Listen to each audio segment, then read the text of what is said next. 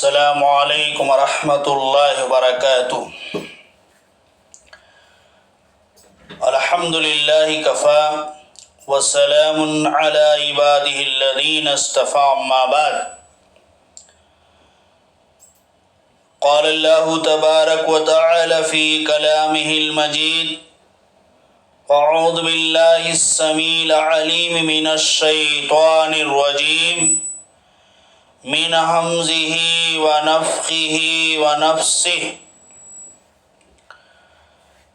فَإِن طَلَّقَهَا فَلَا تَحِلُّ لَهُ مِن بَعْدُ حَتَّى تَنكِحَ زَوْجًا غَيْرَهُ، فَإِن طَلَّقَهَا فَلَا جُنَاحَ عَلَيْهِمَا أَن يَتَرَاجَعَا إِن ظَنَّا أَن يُقِيمَا حُدُودَ اللَّهِ، وَتِلْكَ حُدُودُ اللَّهِ يُبَيِّنُهَا لِقَوْمٍ يَعْلَمُونَ۔ حضرات، مسلسل کئی درسوں سے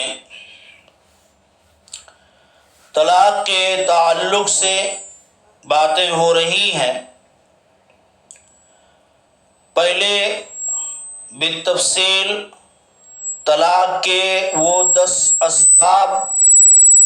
گنائے گئے جس کی بنیاد پہ عام طور پہ طلاق کے واقعات رونما ہوتے ہیں، اور ان کا حل بھی ذکر کیا گیا کہ کس طرح سے ان اسباب سے بچا جا سکتا ہے جس سے طلاق کے واقعات رونما ہوتے ہیں، تو ان اسباب سے کیسے بچا جائے، اور اس کے بعد طلاق دیتے وقت کن احکامات کو ملحوظ خاطر رکھا جائے، اور طلاق دینے کا طریقہ کیا ہے۔ یہ ساری باتیں گزر چکی۔ اب آج اس درس میں دیکھتے ہیں کہ اگر کسی نے 3 طلاقیں دے دی، 3 طہر کے اندر، 3 پاکی کے اندر 3 طلاقیں ایک ایک کر کے تینوں طہر میں 3 طلاقیں دے دی، تو اس کے بعد کیا ہوگا؟ تو جب کوئی شخص اپنی بیوی کو 3 طلاقیں اپنے اپنے وقت پہ، یعنی 3 طہر کے اندر 3 طلاقیں دے دے، تو اس کے بعد رجوع کا حق ختم ہو جاتا ہے، اور دوبارہ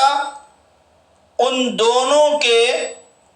رشتے ازدواج میں منسلک ہونے کی کوئی شکل باقی نہیں رہتی ہے، سوائے اس کے کہ وہ عورت اپنی مرضی سے زندگی گزارنے کے لیے، زندگی ساتھ نبھانے کے لیے وہ کسی اور آدمی سے شادی کرے، پھر اتفاق ایسا ہو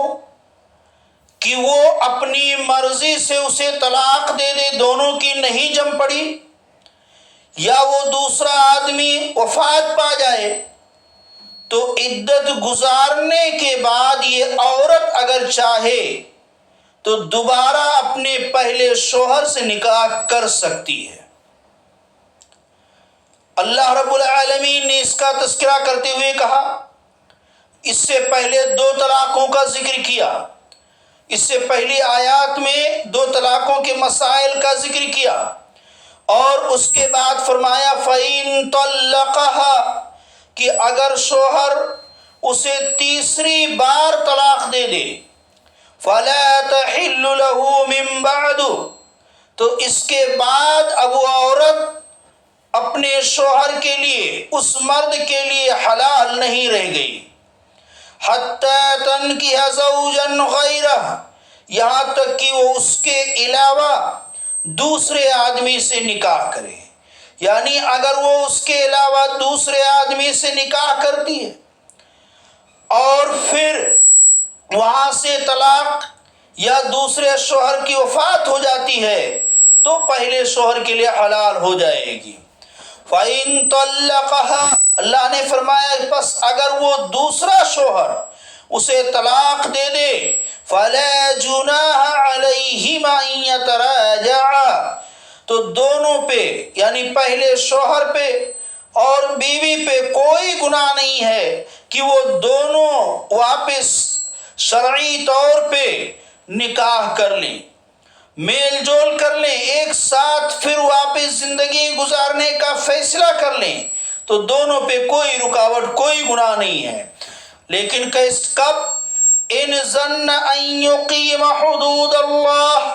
اگر وہ دونوں یقین رکھتے ہوں، انہیں یقین ہو کہ وہ اللہ کے حدود کو قائم رکھ سکیں گے تو دوبارہ نکاح کر سکتے ہیں، جس سے یہ ثابت ہوتا ہے کہ اگر دونوں کی نیت میں کھوٹ ہے، پہلے رشتے ازدواج میں ہم نے بھرپور نہیں ستا پایا یا ہمیں تکلیف دیے، اب ہم اس کا کسر نکالیں گے، اس کا بدلہ لیں گے، اس لیے نکاح ازدواج میں، رشتے ازدواج میں واپس اس کو لے رہا ہے، یا عورت اس مقصد اور اس ارادے کے تحت واپس اس کے جو ہے نکاح میں جا رہی ہے، تو درست نہیں ہے۔ اس لیے اللہ نے کہا ان ظن ان یقیم حدود اللہ، یہ نکاح اس شرط پہ ہوگا کہ انہیں اللہ کے حدود کو قائم رکھ سکنے کا یقین ہو۔ وَتِلْكَ حُدُودُ اللَّهِ، اور یہ اللہ کی حدیں ہیں، يُبَيِّنُهَا لِقَوْمٍ يَعْلَمُونَ، اللہ اسے بیان کرتا ہے جاننے والے لوگوں کے لیے، اہل علم کے لیے جو جانکار ہیں، شریعت کے مسائل کو سمجھتے ہیں، ان کے لیے اللہ یہ قانون، یہ حدود بیان کر رہا ہے۔ بعض حضرات جو اکٹھی 3 طلاقوں کو 3 شمار کر کے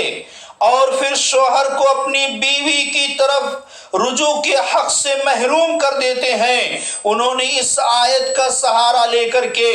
حلالہ جیسی لعنت کا دروازہ کھول دیا ہے، یعنی وہ اس عورت کا حلالہ کراتے ہیں، حالانکہ اس میں مطلقہ عورت کے دوسرے آدمی کے ساتھ شرعی نکاح کا تذکرہ ہے، جو کہ اس شرائط اور آداب وغیرہ کا لحاظ کرتے ہوئے ہونا چاہیے، نہ کہ حلالہ کی نیت سے، حلالہ کے سمجھوتے اور معاہدے سے وہ نکاح ہو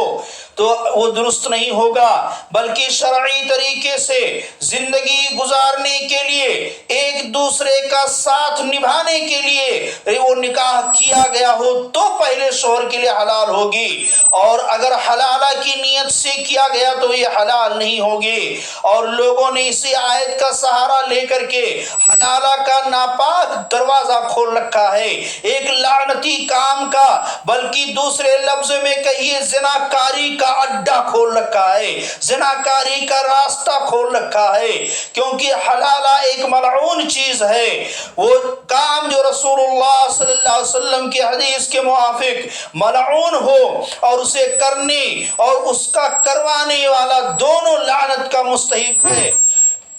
اسے کس طرح جائز قرار دیا جا سکتا ہے اور اسے جائز قرار دینے کی جسارت کیسے کی جا سکتی ہے؟ امام کائنات علیہ السلام نے فرمایا لعن اللہ المحلل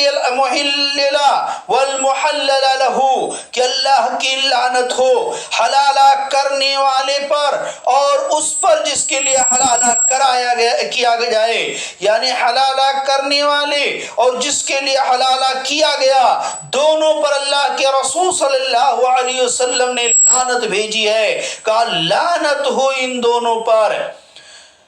حضرت عقبہ بن عامر رضی اللہ تعالیٰ عنہ بیان کرتے ہیں کہ رسول کریم صلی اللہ علیہ وسلم نے پوچھا الا اخبرکم بالتیس المستعار، کہ کیا میں تمہیں ادھار پر لیے ہوئے साड़ के बारे में ना बताऊं। यानी जो आदमी किसी से साड़ उधार लेता है अपने जानवरों से जुफ्ती के लिए, अपने जानवरों की जुफ्ती के लिए, तो इसी तरह उधार लिया हुआ साड़ ना बताऊं। लोगों ने कहा अल्लाह के रसूल क्यों नहीं, जरूर बताइए। तो आपने फरमाया हुवल मुहल्लिल, वो हलाल करने वाला है, वो हलाल करने वाला उधार का साड़ है जिसे उसे कुछ दिनों के लिए या कुछ टाइम के लिए इसने उधार ले लिया है, और वो हलाला करने के बाद उसकी बीवी से सोहबत करने के बाद फिर उसे छोड़ देगा, वो अपने घर चला जाएगा। ये उधार लिया हुआ साड़ है।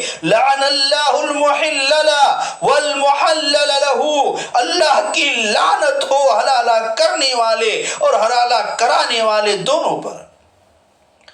इसीलिए हजरत उमर रज़ी अल्लाह तआला अन्हु फरमाया करते थे, ला ऊता बिमुहल्लिल वला बिमुहल्लिल लहू इल्ला रजमतुहा, कि अगर मेरे पास हलाला करने वाले को लाया गया या हलाला जिसके लिए किया गया, हलाला करवाने वाले को लाया गया, तो मैं दोनों को रज्म कर दूंगा। और रज्म जानते हैं किस में होता है? जिना के गुनाह में होता है। ये जिनाकार है, इसे रज्म कर दूंगा, मतलब ये अमल जिनाकारी का है। हजरत उमर ने कहा मैं दोनों को रज्म कर दूंगा, इसलिए कि हलाला करने वाले ने जिना का इर्तिकाब किया है, और जिसके लिए हलाला किया गया यानी हलाला करवाने वाला ये जिना के इर्तिकाब का सबब बना है, मैं दोनों को रज्म कर दूंगा। जो लोग इस मलऊन फेल को जायज करार देते हैं उनसे पूछना चाहिए कि क्या ये बेगैरती नहीं है कि आदमी अपनी बीवी या बहन को एक दो रातों के लिए किसी आदमी के पास भेज दे ताकि वो उसका हलाला कर दे, और ये भी बताया जाए कि जो खातून खाविंद के गुस्से की भेंट चढ़ गई उसका कसूर क्या है कि उसे गैर मर्द के पास भेजा जा रहा है, उसकी क्या खता है कि उसको इस तरह जलील किया जा रहा है। उसको भेड़ और बकरियां समझ ली गई हैं, गाय समझ ली गई है कि कभी इस सांड के पास, कभी उस सांड के पास, कभी इस बकरे के पास, कभी उस बकरे के पास। इज्जत नाम की कोई चीज नहीं है। गुस्सा किया शोहर, गुस्से में किताब ना ला करके गलती किया शोहर, और उसके गुस्से की भेड़ चढ़े बीवी, क्या गलती थी उसको क्यों जलील किया जा रहा है? तलाक दे खाविंद, हलाला करवाए बीवी, यह अजीब मंतिक है। तो ये हलाला का जो सिस्टम है ये सरासर नाजायज और हराम है, और जो हलाला की नीयत से निकाह की जाए वो निकाह बातिल है, वो निकाह होता ही नहीं है, वो निकाह मुअक्कत में आता है। और निकाह मुअक्कत यानी जिसका टाइम फिक्स करके, वक्त मुतय्यन करके जो है निकाह किया जाता है, एक दो रात के लिए, एक हफ्ते के लिए, 2-3 दिन के लिए वक्त फिक्स करके निकाह किया जाता है। निकाह कर लो, 2 दिन बाद तलाक दे देना, 1 हफ्ते के बाद तलाक दे देना, ये वक्त फिक्स करके निकाह करना निकाह मुअक्कत कहलाता है। और निकाह मुअक्कत शरअन हराम है, बातिल है, वो निकाह होता ही नहीं है। जब निकाह नहीं हुआ तो ये बीवी हलाल कैसे हुई? इसलिए मुसलमानों, इस बेगैरती से होश के नाखून लो और गैरों को अपने मजहब पे हंसने का मौका मत दो। वो शरीयत मुतहरा जिसकी पाकीज़गी दुनिया के तमाम मज़ाहिब से बरतर है, तमाम मज़ाहिब पर फौकियत रखती है, उस मज़हब को रुसवा तो ना करो। दूसरों को हंसने का मौका मत दो कि ये कैसा इस्लाम है। इस्लाम का ये कानून है कि मर्द गुस्सा हुआ, धड़ाधड़ 3 तलाक़ें ठोक दिया और 3 गोलियां तलाक की मारने के बाद बीवी को दूसरे के पास भेज दिया। उसको हलाल कराने के लिए उसको किराए का सांड खरीद لیا ہے، حلالہ کرانے کے لیے بھیج دیا۔ یہ بے غیرتی اور یہ جو ہے اسلام کو رسوا کرنے والا طریقہ چھوڑ دو۔ اسلام نے جو سیدھا اور سرل اور آسان راستہ بتایا اس کو اختیار کرو، اس میں اسلام کی سربلندی بھی ہے اور تمہاری عزت و ناموس کی حفاظت بھی ہے۔ بے غیرتی کی انتہا مت کرو، اپنی بیوی کو کسی اور کے پاس مت بھیجو۔ اللہ تعالیٰ سے دعا ہے کہ الہ العالمین کہنے اور سننے کے ساتھ سمجھنے اور عمل کی توفیق عطا فرمائے، آمین۔ وآخر الدعوانا الحمدللہ رب العالمین۔